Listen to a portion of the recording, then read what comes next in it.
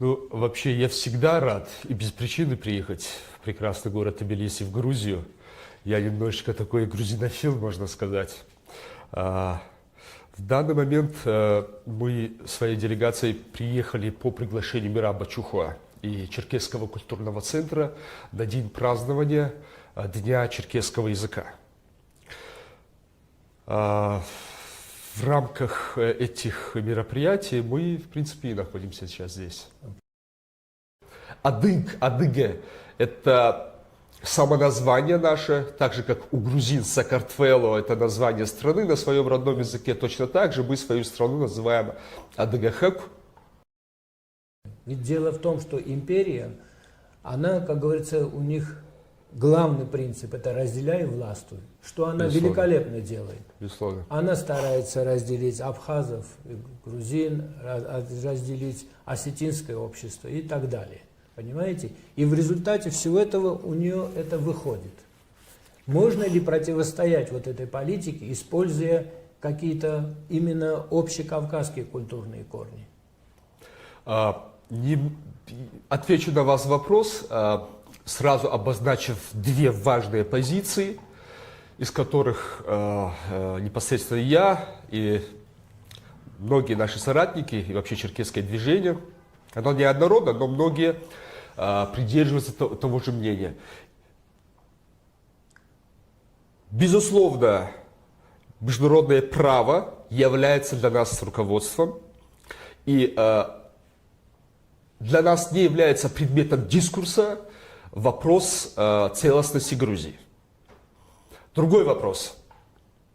Какими методами и как возможно решение абхазского вопроса? Вообще, если брать и исходить с точки зрения черкесского национального движения, я воспринимаю этот вопрос таким образом, что абхазский вопрос для черкесского национального движения по-настоящему, если смотреть, стала ловушкой. Ловушкой, во-первых, большая часть черкесов проживает за границей. Это в основном Турция, где проживает порядка 6-7 миллионов черкесов. Даже в одном городе Стамбул проживает более миллиона черкесов, что больше, чем на исторической родине. Исторически абхазы и черкесы были близки, и эта близость также видна и в Турции, где есть большая абхазская диаспора, примерно 250-300 тысяч, и все они инкорпорированы так или иначе в этот черкесский мир, который там есть. Все селения вперемешку, сотрудничество исторически всегда было серьезное, глубинное. И в свое время, когда вот этот процесс начинался в Абхазии, черкесская сторона во многом приняла сторону Абхазии в силу различных обстоятельств.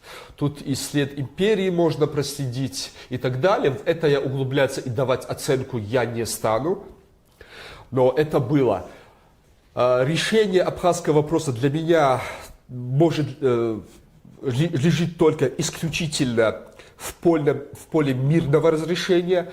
И в этом диспуте черкесы, я так думаю, могут принять активное, плодотворное влияние.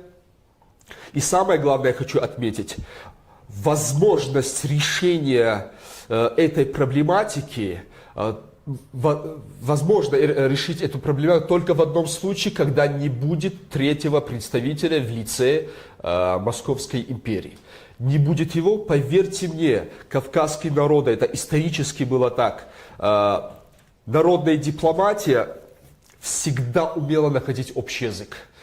Просто нужно сесть двум сторонам за стол переговоров, без лишних иллюзий,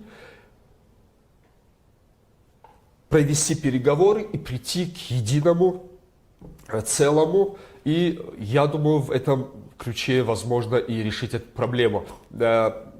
Иногда у меня возникает такой вопрос. Здесь вот с ребятами общаюсь, с грузинской молодежью, есть такая боль. Многие ребята говорят, я родился в Абхазии, у меня мечта, вся моя жизнь пронизана мечтой возвращения на родину. С другой стороны, абхазская сторона говорит, если они вернутся на родину, как они говорят, будет дисбаланс населения, мы потеряем свою государственность. Ну, вообще, Грузия исторически всегда была культурным и политическим центром Кавказа. После оккупации Российской империи Грузия утратила на долгое время привлекательность такую, был смещен акцент этот. Сейчас вот с 91 года Грузия, с 90-го года Грузия является независимым государством. Это первое и единственное кавказское независимое государство. Я, как черкес, большие надежды и большой взгляд вообще черкесского народа обращены в сторону Грузии. Сегодня Грузия, в том числе и через Черкесский культурный центр, стал окном в мир. Мы непосредственно через Грузию обретаем некую субъектность, которую мы потеряли в свое время, 150 лет тому назад, с оккупацией нашей Родиной. Грузия играет в этом отношении очень важную роль. Это взаимовыгодный процесс. Исторически Грузия всегда являлась некой буферной зоной для Черкесии, непосредственно с юга, потому что вот эти огромные орды арабского халифата, Османской империи, Ирана, они, двигаясь на север, всегда сталкивались с Грузией. И Грузия это была непреодолимой государством и географической областью, которая защищала нас, Черкесию, от вторжения из юга. В свою очередь, Черкесия всегда являлась такой же буферной защитой и зоной для самой Грузии от северных кочевых орд, которые каждый год вторгались в пределы Северного Кавказа и в пределы Черкесии и своей войной, защищая свои границы, свою страну, защищала таким образом в том числе и Грузию. У нас очень глубокие исторические связи, особенно с восточной Черкесией, с Кабардой исторической. Грузия известны, вот сейчас непосредственно благодаря культурному черкесскому центру очень многие исторические факты снова выходят в свет, и мы узнаем о глубочайших военных взаимовыгодных отношениях между Грузией и Восточной Черкесией и Кабардой, как мы друг другу помогали. Это очень важно вообще для молодежи, для будущего осознать, насколько мы близки не только культурно, исторически,